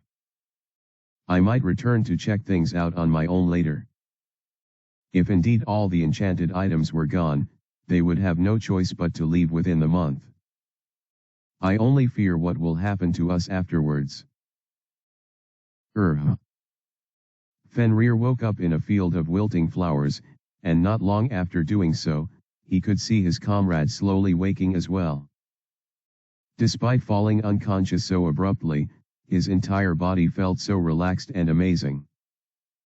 He felt a slight sting in his head, but other than that, his tense muscles were in top shape, and all his stiff joints were back now loose and flexible once again. Still, despite all of these positives, Fenrir could not ignore what had just happened to him and his subordinates. So we lost, huh? It was a frustrating thing to admit, but Fenrir couldn't deny the power he had felt. He was always willing to accept it when he was weaker than his opponents, though that didn't mean he liked doing it. It also seems like they don't have the enchanted items either. He rubbed his head as he winced. The dragon has it, huh? I don't know which is worse. Objectively speaking, the dragons having their hands on so many assets was the worst situation. However, Fenrir pretty much despised elves now thanks to the defeat he suffered. He sighed once again as he stood up. The willow tree that Aurora had summoned was no longer present, and most of the flowers were drying up. Fenrir had never seen such magic before, but he knew it had to be very strong. Strong, huh? Dragons and elves? It seems both sides are stronger than we humans. He chuckled to himself and shrugged. Thankfully, his job didn't involve any of them in the slightest. Looks like I'll have to inform Scylla about all of this. Without their means of compensation, Fenrir wondered what she would offer up next. Whatever it is, it had better make me stronger. Revel Blanc sat within his office as he opened an envelope and pulled out a letter addressed to his Blanc house. It was from the underworld triumvirate itself. And no. As he read the contents of the letter, he felt his body tremble slightly. Just when things were beginning to stabilize, this had to come and disrupt everything. Once Revel was done reading the letter, he slapped it on his table and groaned softly. Placing both hands on his face, while exhaling deeply, he murmured words that no one could hear but him. The dark gathering is at hand. Asterisk. Asterisk. Asterisk. Thanks for reading. Chapter 271, Prelude to the Raid. Well done, everyone. The man of darkness himself, Relix, clapped as he gazed upon the group of 9 who stood before him. No one could see what was hidden underneath his dark mask, but based on the tone of his voice, and his gesture, it was clear he was pleased. The expanse above showed a bright sun that sharply contrasted with his black aesthetic, and the ground around him had been destroyed by the just concluded battle. You exceeded my expectations. Relix nodded in approval as he formally ended the round. The otherworlders, or rather, students under Relix, had just passed the final phase of their test with the Dark Adventurer. This was something they had been undertaking for the past few days, so the smiles and expressions of relief that pervaded their faces was understandable. Everyone was exhausted, but they couldn't help but laugh energetically as they collapsed on the ground in satisfaction. They really did it. You've defeated the last of my elemental summon. I can see you're now ready for the next step. The otherworlders all looked at Relix from wherever they sat on the devastated ground. They knew what was to come. Tomorrow, we will venture into the royal dungeon, he declared. The equipment that they needed was finally ready. Their practice had paid off, and they were deemed prepared enough for the rigors of the dungeon raid. Everything had been set in motion. Any questions? Relix asked, both hands behind him as he did so. No matter the situation, this man always maintained an air of elegance and prestige. Also power. I have one. How long will we be spending for the raid in total? The person who asked this question was Justin, and he had a goofy smile on as usual. His question was serious, nonetheless, and the teenagers around him seemed to resonate with it with their curious eyes. Relix shrugged the moment he heard it. I previously thought it would take 2 months or more, but... He narrowed his eyes as he looked at the bunch in front of him. Right now, 1 month should be fine. If they spent an average of 10 hours a day in the dungeon, they were definitely going to finish things within a month. You've all grown exponentially in the past couple of days. Some depicted more growth, but each individual had their respective kinds of progress. It was a beautiful thing to see. The innocent and helpless teenagers that came out of that summoning circle were not the same as the ones who now sat before Relix. They had all grown. What did you think about the final training? Was it difficult? Man. I'm so exhausted. Gotta get back inside to snack on something real quick. Dude, take a shower first. Once Relix left the bunch of students by teleporting away, everyone instantly began to talk about random things. They were still teenagers, plus Relix had told them to take the rest of the day off and relax, so being this loose and carefree was only natural. As one would expect, each person had their preferred group. Belle, Justin, Eric, and Clark hung out together very often. Adonis, Billy, and Trisha often trained together, or just walked together. Then finally, Ray and Alicia were a clique of their own. The two were practically inseparable. Even now, as they all rose from where they sat and decided what to do after, the both of them were discussing among themselves. If the first group could be said to be the boys' with Belle being the center of attention around them, and the second group was essentially the hardcore training club, then the final group was essentially the nerd group. Ray and Alicia were known to frequent the library pretty much every day. A few students, usually naughty ones like Justin, postulated that they were definitely doing something more than reading books there. However, with no proof, nothing he said could stick. Even when he decided to spy on them, he couldn't get his hands on the evidence he desired. In the end, he was forced to leave due to how boring and eerily quiet the place was. Rather than discouraging him, the experience only solidified his beliefs that Ray and Alicia were definitely doing something extra for spending so long in the library. They can fool everyone, but not me, he often declared aloud, though that was always followed up by some kind of slap on his back by the rest of his friends. Inevitably, this led to a rumor about Ray and Alicia in the class. The matchup was surprising considering how incredibly beautiful and powerful Alicia was, and how average Ray appeared, but no one could deny their connection. Some called it mere friendship. Others referred to their relationship as one-sided, with Alicia essentially controlling Ray, while others made no comments on the issue. People had their various perspectives on the issue, but it wasn't like they really dwelled on it. Not with the dungeon raid starting the coming day. Right now, everyone just wanted to return to their rooms, wash up, and spend their time doing whatever they wanted for the time being.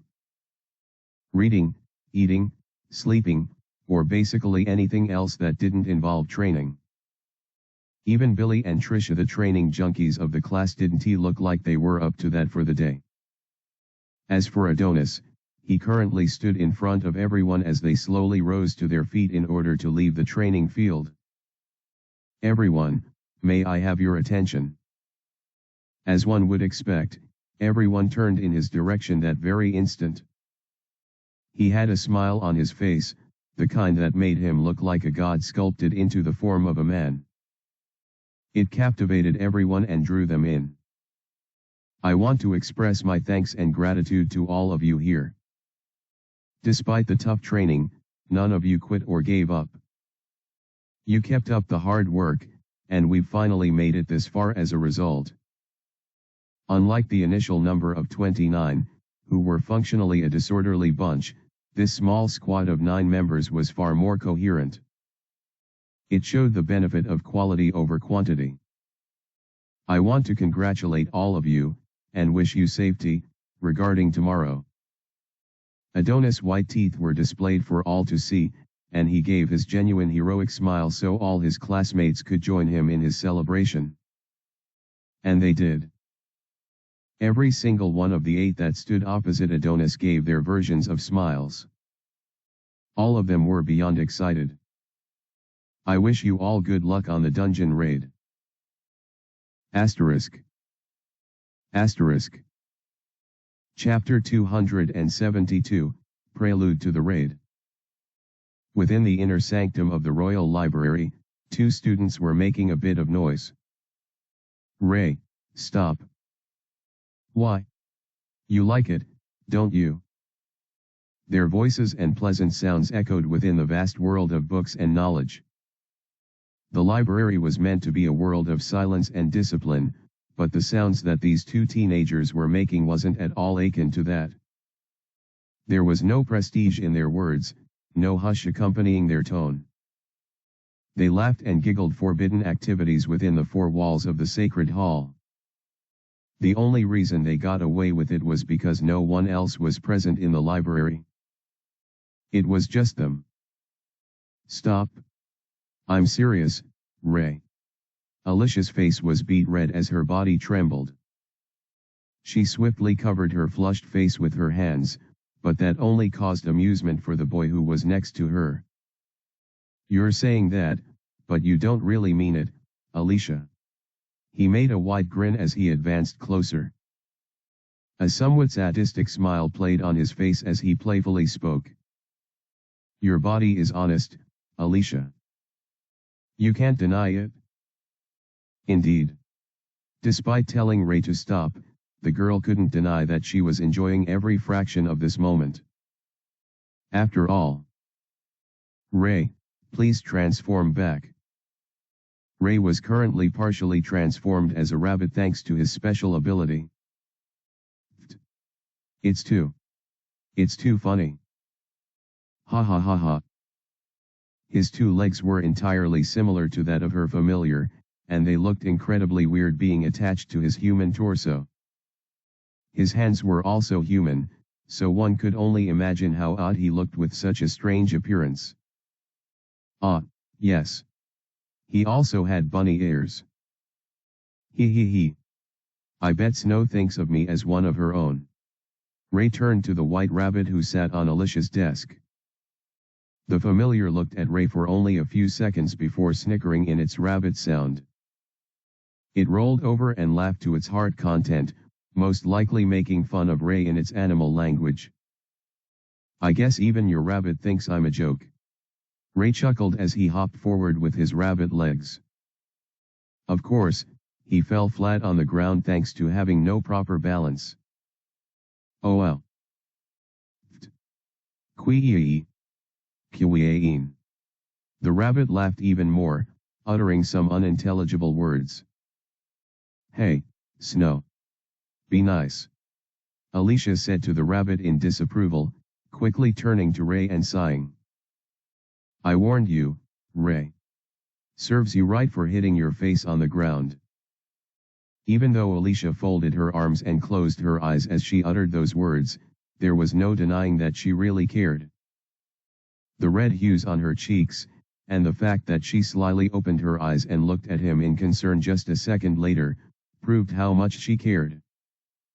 Are you fine, though? She eventually had no choice but to murmur. Ray slowly rose to his feet, human feet now, since he already changed them back upon his unexpected impact, and nodded his head. Yep. Just a bit sore on my head. He stretched his body as he rose upright. This guy. Well, I guess that's what you get for making me laugh too hard. Alicia flailed her hair and looked away from him, once again acting all disinterested. Well, I aim to please.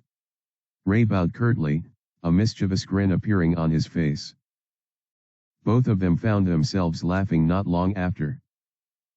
Queeving. Snow bent her head a little to the left, not really understanding the interaction between the 2 parties. Who could blame her? Not even the 2 teenagers really knew what they were doing. They were simply having fun. I'm glad you were able to learn more about your powers and how to properly control them. Alicia smiled at Ray as she rubbed his reddish forehead. When he fell, his head essentially hit the hard tile floor of the library. It wasn't anything serious, but Alicia insisted on taking a look at it. She even offered to heal it, but Ray said it was no big deal, and he managed to escape her care. After all, there really wasn't anything to heal. Why yet? I mean, I'm a lot stronger now. Ray laughed a little awkwardly. Alicia was currently rubbing his head, and she was also very close to him. Too close to him. I noticed. The fight with the elementals. I was surprised with how you fought. Ray's movements were a lot more fluid than anything Alicia had ever seen him do. In the past, he moved a little too awkwardly, almost as if he was trying too hard, or not trying at all. But this time, he felt more natural. And, he was a much better fighter as a result. I can't wait to go to the dungeon raid. Are you excited? Ray smiled as he looked at Alicia's face. She was done checking his forehead, so she backed away and he did the same. They both returned to their seats, directly facing each other as was their habit. They hadn't even started reading, and they probably wouldn't even need to. There were a lot more interesting things to immerse themselves into than mere literature. Like talking. I can't believe you're so excited. I heard what happened to everyone the last time. Alicia's response was that of hesitation. It was as if she couldn't understand the appeal of the dungeon raid, despite recognizing its necessity. Yeah. But we'll have Sir Relix with us. He'll protect us. Ray's response was the stereotypical kind any classmate would give when the issue of the dungeon's safety came up. In the past, their trust used to be on Adonis, but now it shifted to Relix. Your expression changed when I mentioned Sir Relix. Do you really dislike him that much? Ray asked. Everyone could pretty much tell that Relix and Alicia didn't have the best of relationships. Perhaps it was because Alicia always questioned everything and was usually more critical about Relix's unlimited authority over them. Unlike everyone else, she had challenged some of his positions and actions. It caused some friction between the two of them. I don't dislike him per se. It's just, I don't know how to put it. Alicia murmured as she looked away. Anytime she saw how Relix treated everyone, especially Ray. So roughly, she just couldn't help but not like his methods. So it wasn't like she disliked or even hated him. She simply didn't like him. And I don't think that's going to change. She sighed after explaining everything to Ray. Of course, I recognize how much he has helped you. He helped me too, with Snow and training. He was practically the one who rescued me as well. In more ways than one, Alicia owed a lot to Relix. Yet, I just can't bring myself to like him. I don't know why. Ray smiled at her and shrugged. I'm sure Relix understands, wherever he is. I don't think he's doing this to make us like or respect him. The guilt on Alicia's face slowly evaporated as she heard this. Really? Yes. He simply wants to help us. I just feel like as long as we trust him and utilize his help to the utmost, nothing else matters. It sounded a bit cold-hearted, but Relix never showed any intention of getting close with any of them. He only expressed one thing, his desire for them to grow. Let's just do our best in the raid and get stronger. That's the best way to show your thanks to him for all his help. Both Ray and Alicia smiled at each other as they made eye contact. The former nodded at her and had a confident glint in his eyes. It caused whatever uncertain feelings within Alicia to die out. In the end, she also nodded her head in agreement. Okay. I'll do my best. Asterisk. Asterisk. Asterisk. Thanks for reading. Sorry for the slow burn nature of this chapter, but I had to explore these two a bit more. Chapter 273, Talk on the Dark Gathering. Night soon arrived, and for most that meant turning to the comfort of their beds and venturing into the realm of sleep. However, for one man, the night held a different meaning. It was a call to shed his natural identity and don another one. From an average nobody to the most powerful man whose power was shrouded in mystery. Thus, under the shade of the dark clouds and dull moon, the dark adventurer was born. The one known as Relix. Looks like I can finally return to the Carrie Blanc group, Ray thought, already completely outfitted as his alter ego. As he stood in his room, ready to open a portal to his rendezvous point with his other allies, he mulled over a few things. Alicia and I really took our time talking today. I guess she really is nervous about tomorrow. Ray had explored every nook and cranny of the place, so there really wasn't anything to be worried about. He already knew how strong everything was, and he had designed the perfect map that would lead them down the path of the dungeon. She doesn't know that, though, so I understand her nervousness. Ray knew he would never put her life in any kind of danger, though. We still haven't talked about the incident. But I think she still has some trauma from then. In all fairness, he also hadn't revealed the truth about him being Relix as well. In a way, they had their secrets that they were hiding. That didn't in any way diminish their friendship. I guess we both have our reasons for keeping secrets. Based on everything he had seen thus far, he could clearly say that it didn't matter whether she told him about the incident or not. They were still good friends. Nothing much has changed, and Ray liked it. Even now, with the dungeon raid and a bunch of other things coming up, Ray felt a strange sense of calm wash over him. She'll be fine. They all will be. He smiled to himself, though it was all hidden underneath his mask. Their proficiency in both individual and team abilities over the past few days had improved drastically. I let my clone act as Relix while I operate as Ray. I can clearly see how fluid the combat flow has gotten. After what they did earlier in the day, he was thoroughly convinced that everyone was ready to level up like crazy and keep up the grind. I won't fall behind too. His grin became wider, and a swirling portal appeared in front of him. Ray ventured in with his hands in his pockets. I wonder what's currently going on with the Carrie Blanc group. Tension. As Ray sat opposite Rebel, Asher, and Kara, he could feel the tension oozing from their bodies. Something was definitely wrong, and the atmosphere suffered because of it. It took a lot to scare denizens of the underworld, so Ray could only wonder what could be the reason behind the pale and downcast faces of the people before him. Sooner or later, though, they had to speak. There has been a new development, Sir Relix. Ray nodded slowly and waited for an explanation. We received a letter very early this morning, almost right after you left. It was from the Triumvirate, and it concerns the Dark Gathering. Ray slightly raised his brow as soon as he heard the name. He was very confused, and once again thankful that his mask prevented anyone from noticing it.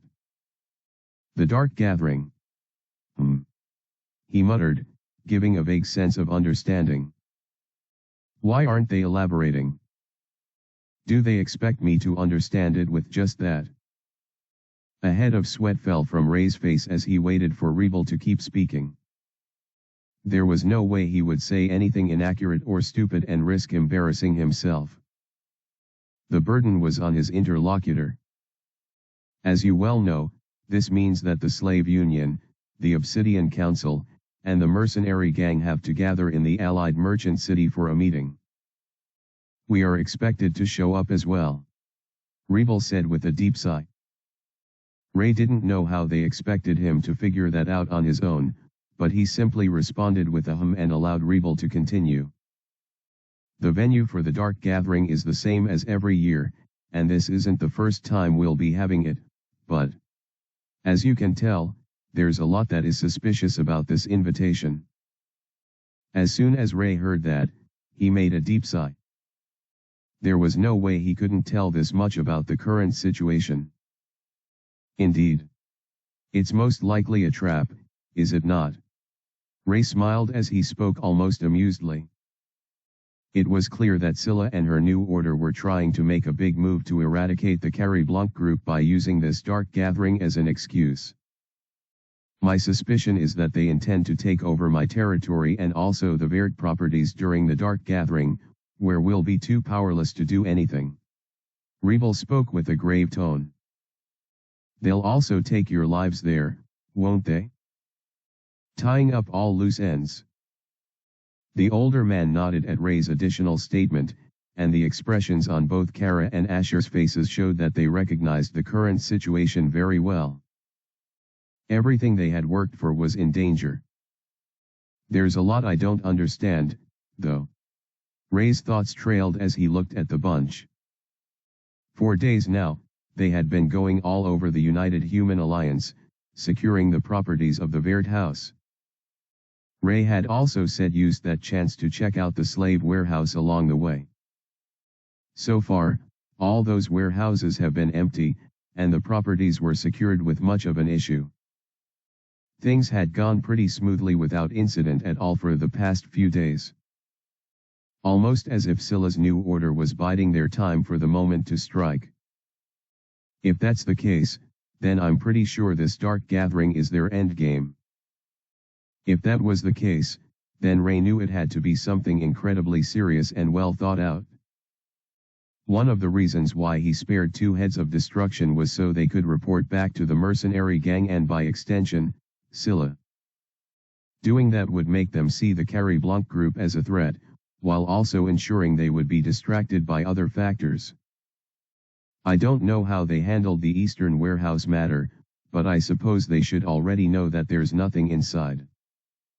Everything that had happened was culminating into this moment, but Ray didn't understand the fundamental reason that made the dark gathering so threatening. Can't you simply choose not to go? He asked the people before him. Everyone in the room already knew that Scylla and her new order couldn't be trusted. They were already pretty much enemies, so whether they accepted the invitation or not, terrible consequences would follow.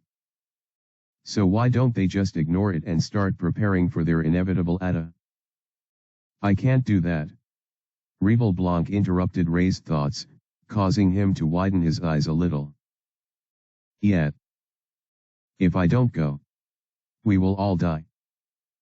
Asterisk. Asterisk. Asterisk. Thanks for reading.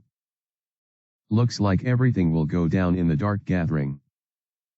Also, I have a surprise for you all at the end of this arc. Should be fun.